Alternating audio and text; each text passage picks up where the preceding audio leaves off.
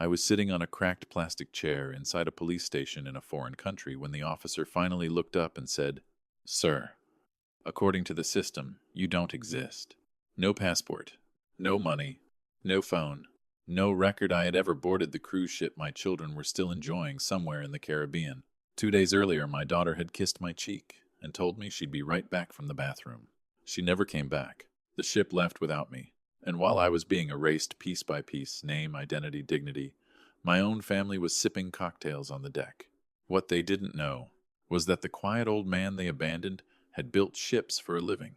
And when the sea gives something back, it never comes gently. The man who was no longer there. The moment they told me I wasn't in the system, I realized my children hadn't just left me behind, they had erased me. My name is Daniel Foster. I was 76 years old when I officially stopped existing. I sat across from a young police officer whose uniform was too big for her frame. She typed slowly on a keyboard that sounded older than both of us. Each keystroke landed like a verdict. She asked for my passport. I told her it was on the ship. She asked for my phone. I told her my son had suggested I leave it in the cabin. She asked for proof of travel. I laughed, then stopped when I realized how empty that sounded. The room smelled like dust, burnt coffee, and sweat that never quite leaves concrete walls. A ceiling fan above us turned twice, then stalled, whining like it had given up. I stared at my hands. These hands had built docks, repaired hulls, signed paychecks for hundreds of men. Now they were shaking. The officer cleared her throat. "Sir, are you sure you were a passenger?" That question broke something inside me, because until that moment, I still believed this was a misunderstanding, a mistake, a delay. But deep down, a memory surfaced. My grandson's voice, the night before the port stop, soft, afraid. "Grandpa, please don't go ashore tomorrow." And for the first time, I wondered if I had ignored the only person who tried to save me. The suggestion I shouldn't have trusted. It started with a suggestion that sounded caring, almost thoughtful, and that's what made it dangerous. 2 mornings earlier, we'd been sitting at the breakfast table on the ship. White plates, weak coffee, the ocean stretching endlessly beyond the windows. Calm enough to make you forget how easily people disappear at sea. My daughter smiled at me then. Not her old smile. This one stayed on her face a second too long. "Dad," she said lightly, "you should go ashore with me today. The market's beautiful. You can stretch your legs." Before I could answer, my son leaned in. "And leave your backpack here," he added. "It'll be safer in the cabin. You don't want to carry all that in the heat." They were right on the surface. Passport, wallet, phone, medication. Why carry a lifetime on your shoulders for a short walk? So I agreed. I left everything behind except $50 and a hat that barely shaded my eyes. I remember standing up from the table and noticing my grandson hadn't touched his food. He stared down at his sneakers, the new ones I'd bought him before the trip. He didn't look at me when he spoke. "Grandpa, are you coming back fast?" "Of course," I told him. "I'll be right back." He nodded, but his hands were clenched into fists so tight his knuckles were white. I didn't understand that look then. Now I know what it was. It wasn't worry. It was goodbye. And somewhere deep inside, something warned me, but I had lived my whole life believing family didn't set traps for their own. That belief was about to cost me everything. The market that never waited. The market was loud, colorful, alive, and somehow it felt like the quietest place I'd ever been. The heat hit me the moment we stepped off the ship. Thick, heavy, the kind that settles into your bones. Vendors shouted prices in languages I didn't understand. Music pulsed from somewhere down the street. Life everywhere. My daughter walked ahead of me, heels clicking fast, never slowing down to match my pace. She pointed at stalls without really looking. "Mom would have loved this," she said casually. That sentence landed harder than it should have. My wife had been gone for years, but my daughter knew better than anyone that mentioning her still unarmed me. It always had. I paid for embroidered cloths, wooden trinkets, things she picked up, admired for 3 seconds, then handed to me without meeting my eyes. At one point she checked her watch. "Oh, Dad, I need to use the restroom," she said. "It's just 2 blocks that way. I'll be right back." She said it quickly. Too quickly. I nodded. I always nodded. She kissed my cheek and walked away without turning back. I waited. 10 minutes passed. Then 20. I told myself I was being paranoid. Women take longer. Lines get long. Cities are confusing. But something felt wrong. I checked my watch again. Still no sign of her. That's when I noticed a woman standing near one of the stalls, older, alone, watching the crowd instead of the merchandise. Our eyes met briefly. She frowned. "Are you waiting for someone?" she asked. "My daughter," I said. "She'll be right back." The woman hesitated, then glanced toward the port. "Sir," she said carefully, "do you know what time your ship leaves?" I opened my mouth to answer, and froze. When time turned against me, the moment I realized how little time I had left, my legs started moving before my mind could catch up. 12 o'clock, I said. "The ship leaves at noon." The woman's face tightened. Not panic calculation. She pulled out her phone and checked the time. "Sir," she said, placing a hand lightly on my arm, "it's 11:47. For a second, my brain refused to process that. 12 minus 11:47. 13 minutes. "But the port is 20 minutes away," I said, already knowing the answer. She nodded.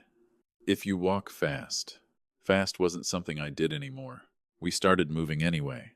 At first, it was a brisk walk, then something closer to a jog. My shoes slapped against the pavement, uneven and loud. Each step sent a dull ache up my knees, into my hips. People moved around us like we were standing still.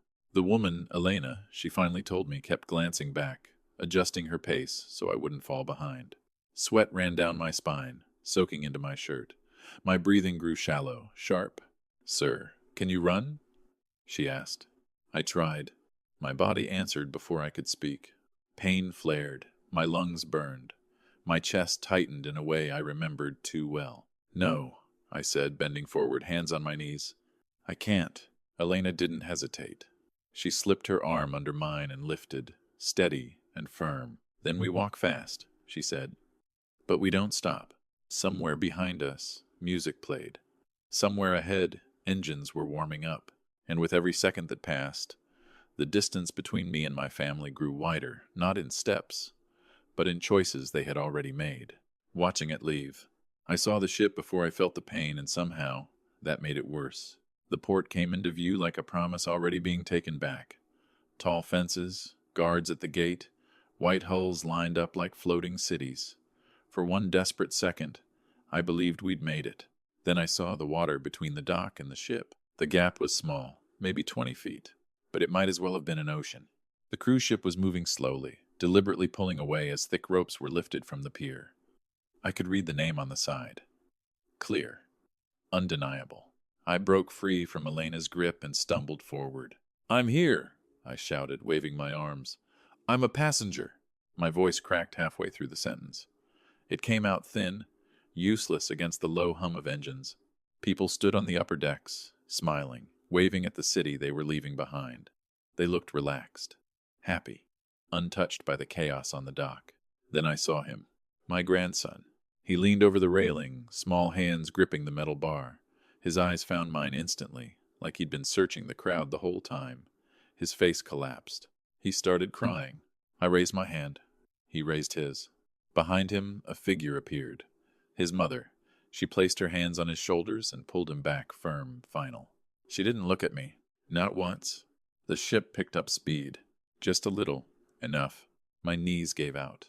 I dropped hard onto the concrete, the impact sending a shock through my bones I barely felt. Elena knelt beside me, her voice breaking. "It's gone," she whispered. And in that moment, as the ship disappeared into the blue, I understood something colder than betrayal. This hadn't been an accident. It had been planned. The system said I was never there. The clerk didn't call me a liar, he just told me I didn't exist, which somehow felt worse. The Port Authority office was small and airless, lit by flickering fluorescent lights that made everything look sick. A man with a thick mustache sat behind a desk piled with folders, typing slowly, methodically, like time meant nothing to him. He asked my name. I gave it. He typed, paused, typed again. Then he frowned. "Sir," he said without looking up, "you're not listed as a passenger on that ship." I laughed. A short broken sound. "That's impossible. I slept on that ship. 2 nights. Cabin 412. He turned the screen slightly toward me and scrolled. Nothing. He checked again. Slower this time. Careful, like he expected me to disappear if he blinked. "Only 3 passengers under that reservation," he said. "Your son, his wife, and their child." My stomach dropped. "What about me?" I asked. Where am I? He shook his head. There's no record of you boarding. No ticket, no payment, no cabin. The words stacked on top of each other, crushing the air out of my chest. I told him about the transfer I'd made to my son. $5,000. I told him the confirmation was on my phone.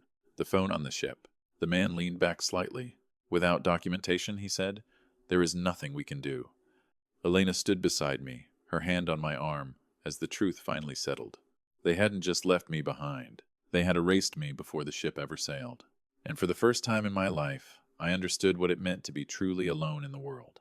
The lowest place has no floor. When you lose your name, everything else starts falling faster. They moved me to a concrete bench outside the office, while Elena argued quietly with someone on the phone. The sun was still bright, cruelly normal, as if nothing important had just ended.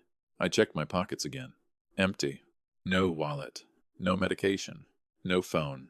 I felt lighter in the worst possible way, like parts of me had been stripped off without my permission. A security guard brought me a paper cup of water. It tasted metallic. I drank it anyway. My hands were shaking so badly the water spilled onto my pants, darkening the fabric. I tried to think logically. That's what I'd always done. Problems had solutions. Systems could be fixed. But this wasn't a broken system. This was a closed door. Elena returned and crouched in front of me, so we were eye level. Her voice was steady, but her eyes weren't. "We'll go to the embassy tomorrow," she said. "They can issue temporary papers." Tomorrow felt like a word from another lifetime. That night, they placed me in a shelter, a narrow room with thin mattresses and men who coughed in their sleep. The air smelled like damp clothes and resignation. I lay on my back, staring at the ceiling. For the first time, I let myself ask the question I'd been avoiding all day. If my own children could do this to me, then who was I really, to them? And what else had they planned to take now that they knew I couldn't stop them? The debt I never expected to be paid. I thought the past was done with me until it stood up from the shadows and said my name. I couldn't sleep in the shelter. The walls felt too close, the air too heavy. Around 9 that night, I stepped outside and walked without direction, letting the city decide where I would end up. Music spilled from open doors. Laughter echoed off painted walls. Cartagena was alive in a way that felt almost cruel. I sat down on the steps of a closed church, hands folded, staring at nothing. That's when I heard it. "Mr. Foster?" I looked up. A young man stood a few feet away, holding a camera by his side. Late 20s, dark hair pulled back, eyes fixed on me like he was afraid I'd disappear if he blinked. "Yes," I said cautiously. "Do I know you?" He swallowed hard and stepped closer. "My name is Miguel Alvarez," he said. "My father worked for you. At your shipyard. Years ago. The world shifted." He showed me a photo on his phone, an older man with scarred hands and a familiar smile. Memory rushed in all at once. An accident. A hospital. Promises made in pain. "You saved my father's life," Miguel said. "He told me if I ever saw you, I had to help." Something inside my chest cracked open. I hadn't known that kindness could echo this far, or that it would return to me on the night I needed it most. When the world finally listened, the moment his camera clicked, my silence stopped being private. Miguel didn't ask me to pose. He told me to stay exactly where I was. I sat on the church steps while he moved quietly around me, adjusting angles. "Anything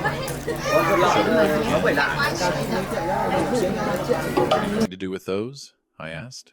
He crouched in front of me, eyes burning with something I hadn't seen in a long time. "I'm going to tell the truth," he said, "and I'm not going to whisper it." He posted the photos that night.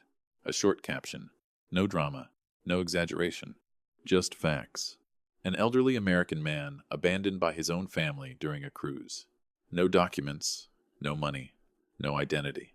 Left behind in a foreign country. Miguel handed me his phone. Comments were already appearing. Fast. People were angry, confused, heartbroken. Who does this? How could a family do that? Someone help this man. I felt exposed, like my insides were suddenly on display for strangers to judge. Part of me wanted him to stop, but another part, the part that had been erased, felt something unfamiliar. Relief. Because for the first time since the ship sailed away, someone believed me without asking for proof. Miguel booked me a small room at a modest hotel. Clean sheets, a locked door, a glass of water that didn't taste like metal.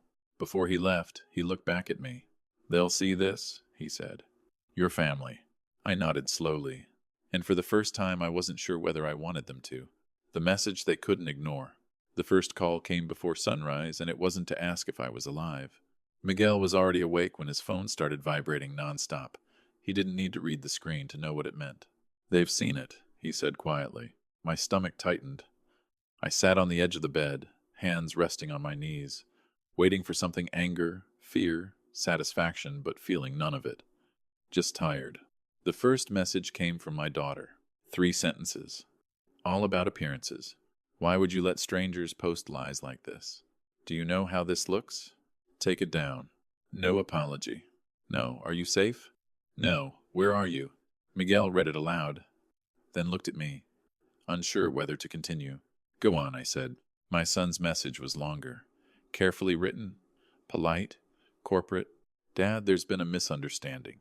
You panicked and caused unnecessary attention. We're handling this privately." Privately. That word did something to me. Because everything they'd done, every choice, every lie, had depended on privacy, on silence, on the assumption that I wouldn't fight back. Miguel's phone buzzed again. Notifications, shares, news inquiries. The story was moving faster than they could contain. I leaned back and closed my eyes. For decades, I'd fixed problems by picking up the phone and smoothing things over, protecting family, absorbing damage. But lying there, listening to the city wake up outside my window, I understood something clearly for the first time. I didn't need to respond. The truth was already doing the talking. When the paperwork started moving, justice didn't arrive with sirens, it arrived with forms, stamps, and people suddenly returning my calls. The American consulate contacted me that afternoon, not because of compassion, because the story had crossed a line from viral outrage into diplomatic embarrassment. A woman with a calm voice asked me to confirm my date of birth, my place of origin, the names of my children.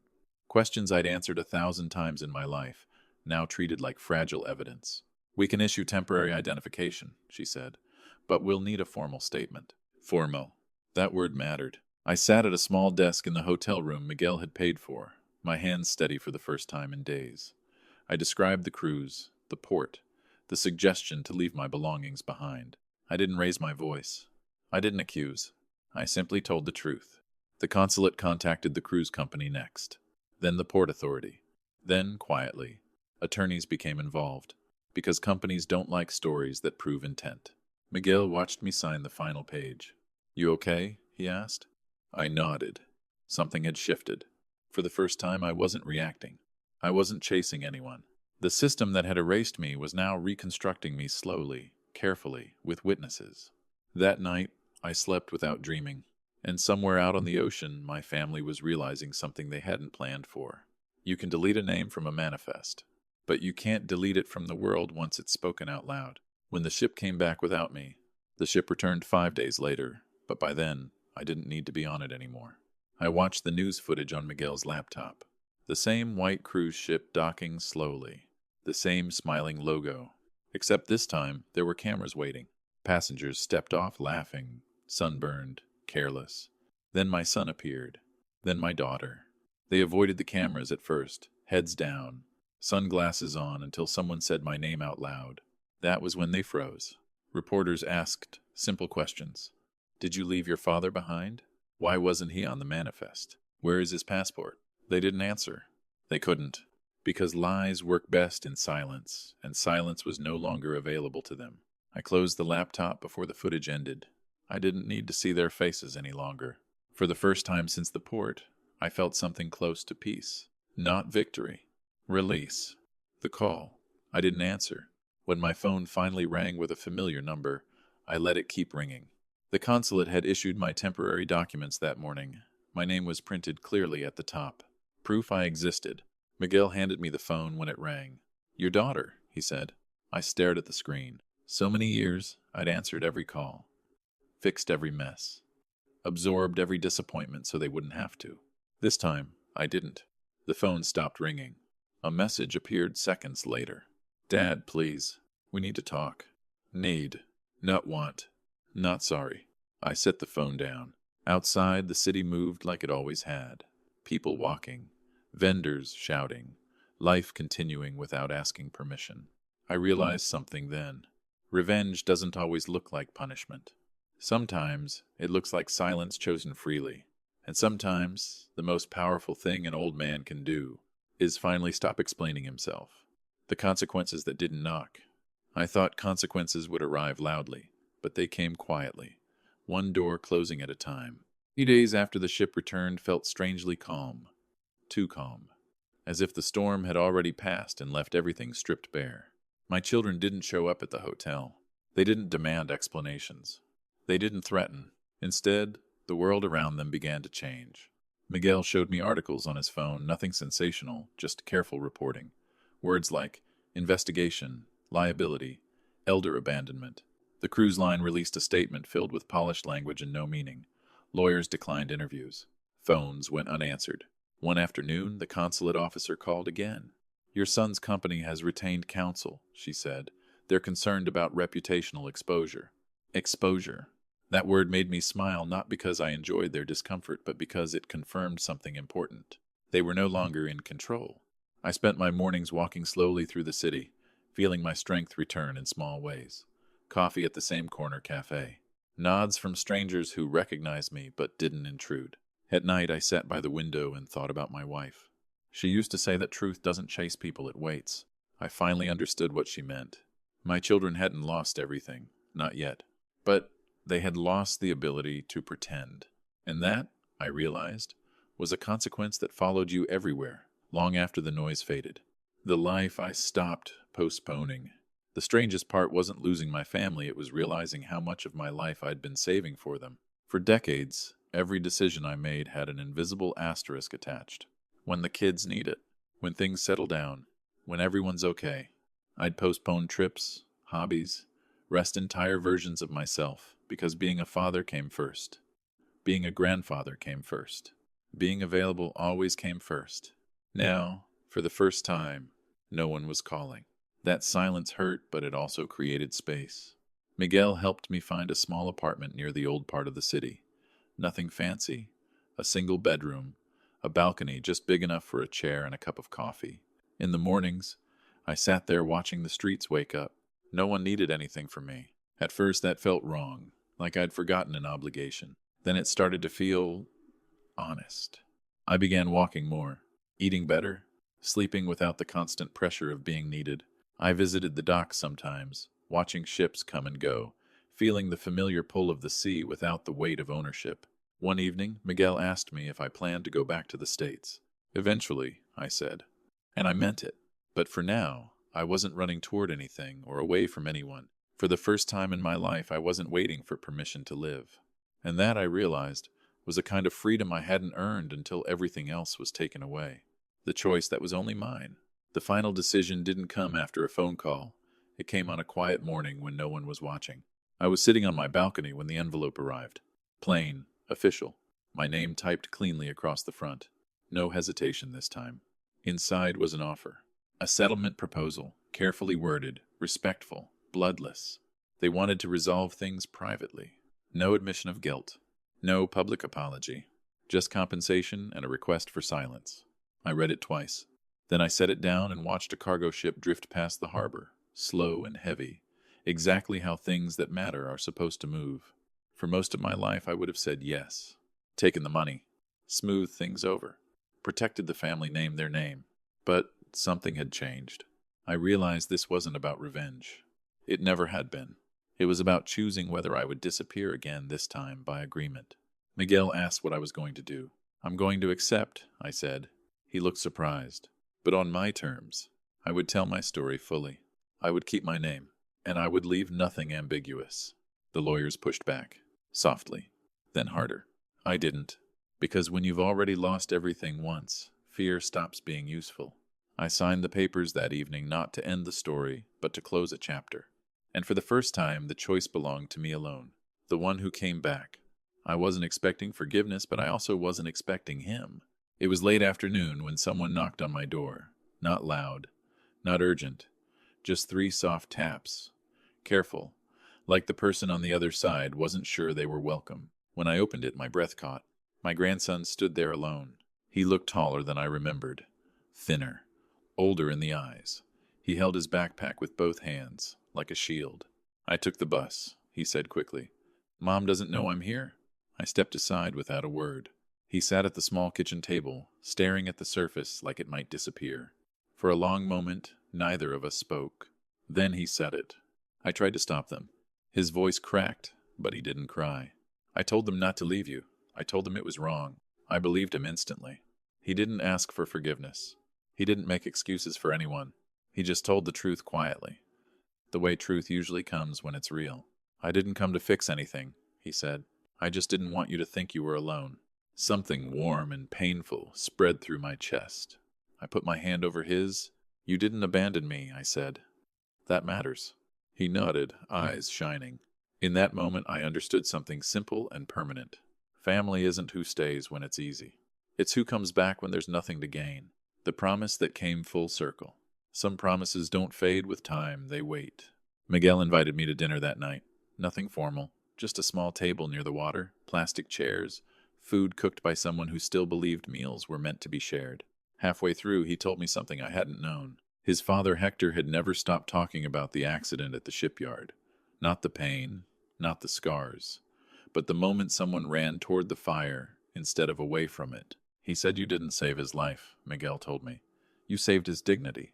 That sentence stayed with me, because all my life I thought dignity came from strength, from providing, from being needed. But sitting there, listening to the waves brush against the dock, I realized dignity sometimes comes from what you leave behind in other people without ever knowing it. Miguel raised his glass. To debts that don't expire, he said. I didn't answer right away. I thought about my children, about what they'd taken, about what they'd lost without realizing it. Then I thought about my grandson, asleep in the next room, about the man sitting across from me, about a promise made decades ago in pain, now returned with grace. I raised my glass. To staying, I said, because in the end, the sea had taken much from me, but it had given something back quietly, patiently, exactly when it mattered.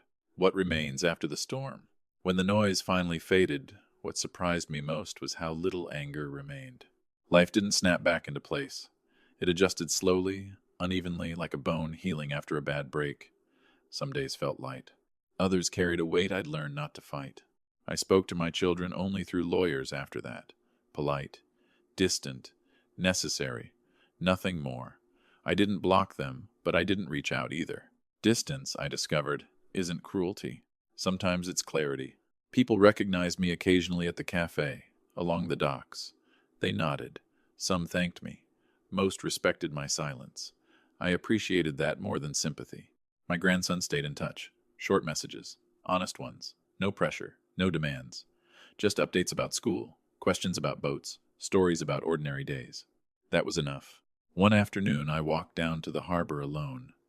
Watched a ship depart slowly. Horns echoing across the water. I felt the familiar pull nostalgia. Maybe, but not regret. I had given my life to building things meant to carry others forward. Now, I was finally learning how to stay still. If you're listening to this and wondering what justice looks like, it doesn't always end with applause. Sometimes it ends quietly, with boundaries held and lessons learned, too late for some, but just in time for others. And maybe that's enough. What I hope you take with you. If you're still listening, it tells me something important about you. It means you know how to stay. I didn't rebuild my family. I didn't win an argument. I didn't stand on a stage and point fingers. What I did was quieter. I chose myself without hatred. I chose truth without shouting. And I chose to stop begging people to see my worth. The sea is calm most mornings now. I sit with my coffee and watch ships leave the harbor, knowing some people are on board because they're loved, and others because they're needed. Those are not the same thing. If this story stayed with you, maybe it's because somewhere in your life, you've been the one who gave more than you received. Maybe you've been patient, loyal, silent longer than you should have been. If so, I want you to know something. Walking away doesn't make you cold. Being quiet doesn't make you weak. And choosing peace over explanation doesn't make you wrong. Thank you for listening all the way to the end. That tells me you're the kind of person who understands stories like this don't exist just to entertain, but to remind us we're not alone. If this meant something to you, there are more stories waiting here. Stories about quiet strength, delayed justice, and the kind of endings that don't scream, but stay with you. Watch another one when you're ready. I'll be right here. And so will the sea.